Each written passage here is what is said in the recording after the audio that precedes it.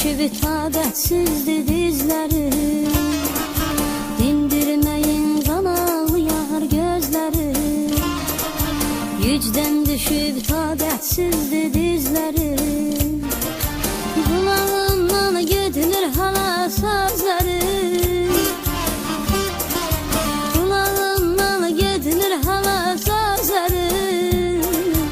O toyda yarım qalıb, yazın baharım qalıb, öldürür bu dərd məni, bir gül camalım qalıb. O toyda yarım qalıb, yazın baharım qalıb, öldürür bu dərd məni, bir gül camalım qalıb.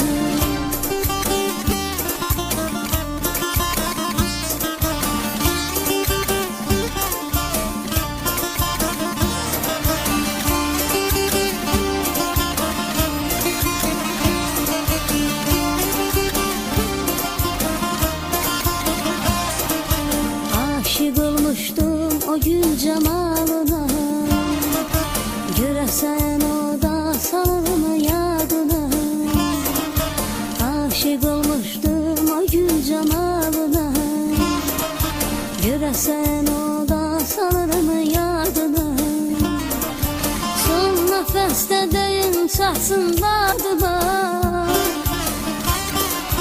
son nefeste deyin çatsın dadıma. O toyda yarım qalıb, yazın baharım qalıb, öldürür bu dərd məni, bir gül camalım qalıb.